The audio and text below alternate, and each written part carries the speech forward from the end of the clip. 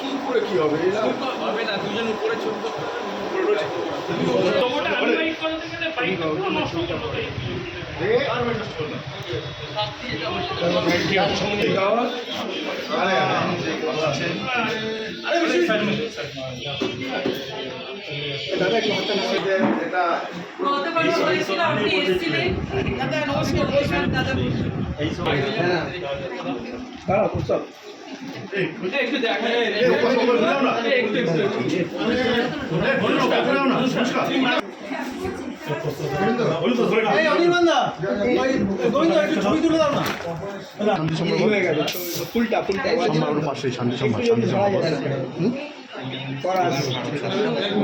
हम लोग पूरा फ्रेंड चाहिए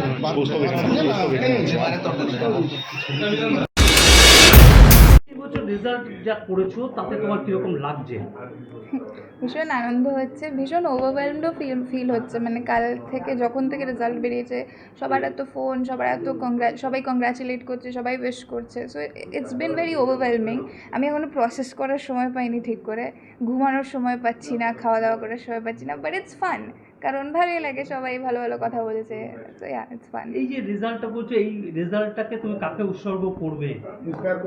আমি তো বারবার বলেছি যে আমার মাকে, কারণ আমি বললাম কিছুক্ষণ আগে যে আমি পরীক্ষাটা লিখে যতটা কন্ট্রিবিউট করেছি রেজাল্টে, আমার মা না লিখে ঠিক ততটাই করেছে।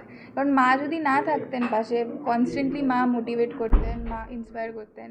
And I say this, যে she is my pillar of strength, and like that's the truest thing about my mom, যে তিনি সবসময় আমার পাশে থাকেন, নো ম্যাটার হোয়াট।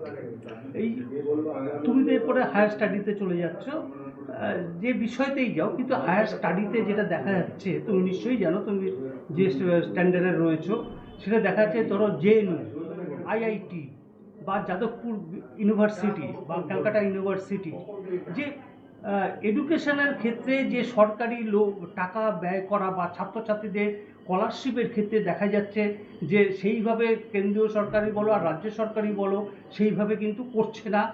বিগত কয়েক বছর ধরে আমরা দেখতে পাই। সেক্ষেত্রে তোমার যে হায়ার স্টাডির ক্ষেত্রে কতটা সুবিধা হতে বা অসুবিধা হতে পারে, বা তুমি কি বলবে?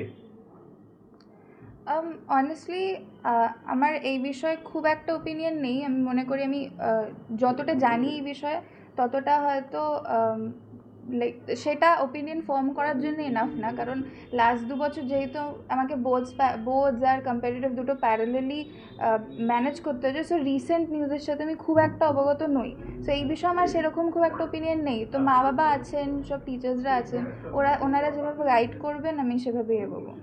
না, আমরা দেখতে পাচ্ছি যেটা যে এই যে হায়ার স্টাডিতে কিন্তু প্রচুর পয়সার ব্যাপার, প্রচুর মানে কলেজের দিক দিয়ে, ইউনিভার্সিটি, ধরো জেএনইউ মতো একটা ইউনিভার্সিটি, মানে দেশের গর্বের জায়গা, ধরো খড়গপুর আইআইটি বা আমাদের উড়িষ্যার আইআইটি, সেইখানে যেইভাবে মানে সরকারি টাকা পয়সা দেওয়া উচিত, মানে বাজেটে বা এতে যে টিচার বা যে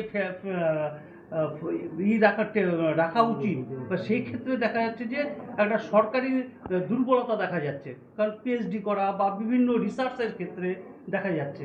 সেক্ষেত্রে তুমি কি বলবে? Like what exactly is the question? বাজেটে যতটা বরাদ্দ করা উচিত ছিল ততটা। দেখুন, আমি এগুলো অনেক কিছু বলতে পারি, কিন্তু পলিটিক্যাল এজে ঢুকে যাবো তো যাইনি, তোমার এডুকেশনের দিক দিয়ে গেছি, কারণ হ্যাঁ, তো সরকার ইনভলভ হবে, তো তাহলে আমাকে তো বলতেই হবে সরকারের কথা। কোন দিকে আগাতে চাইছো? আমি আগামী দিনে ইঞ্জিনিয়ারিং করব, তো এরোস্পেস ইঞ্জিনিয়ারিংয়ে আমার ইন্টারেস্ট আছে। তা কোথা থেকে করতে চাইছো? আমার টার্গেট তো আইআইটি, সো লাইক টপ 5 আইআইটিসে যদি পাওয়া যায়। তাহলে খড়গপুর না দিল্লি? ডিপেন্ড করছে কোনটাতে।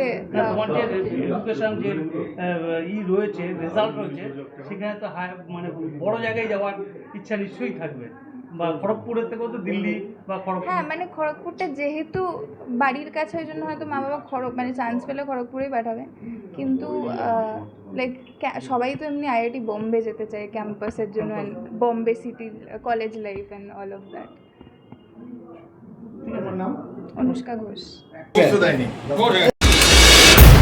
প্রথমে অনুষ্কা ব্যারাকপুরের, অনুষ্কা পানিহাটির নয়, এটা নিয়ে আমার পানিহাটি স্কুলের ছাত্রী, কিন্তু অনুষ্কা আমাদের ব্যারাকপুরের গর্ব। এটা কিছু কিছু জায়গায় পানিহাটির অনুষ্কা বলা হচ্ছে, এটা নিয়ে আমার একটা ছোট্ট আপত্তি আছে ব্যারাকপুরের বাসিন্দা হিসাবে।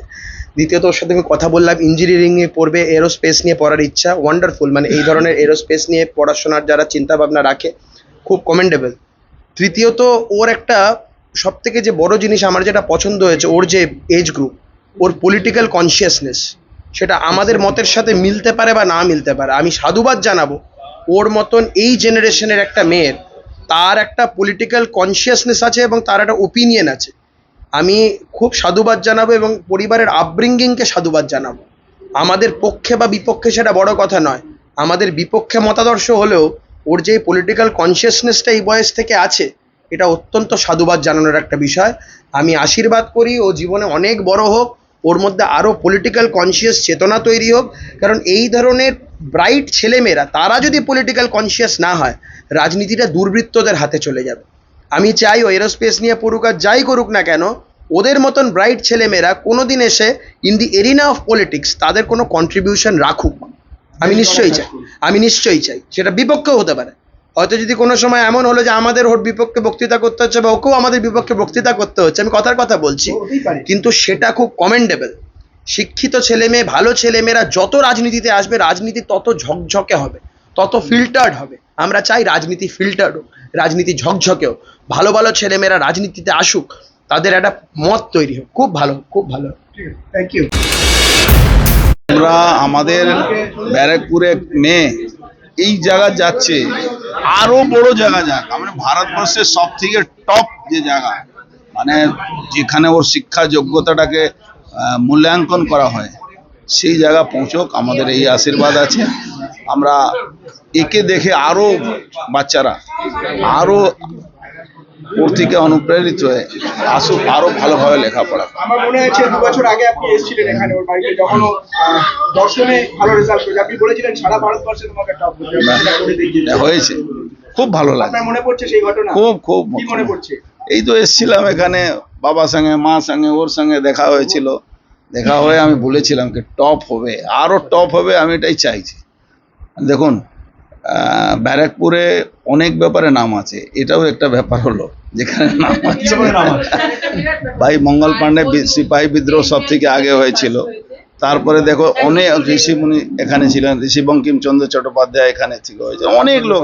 আর একটা জুয়েল তৈরি হলো আমাদের ব্যারাকপুর থেকে, এটা তো নিশ্চিতভাবে আমাদের খুশির ব্যাপার। একটা সময় সব থেকে বড় ইন্ডাস্ট্রিয়াল হাব ছিল, সেটাও তো ব্যারাকপুরই ছিল।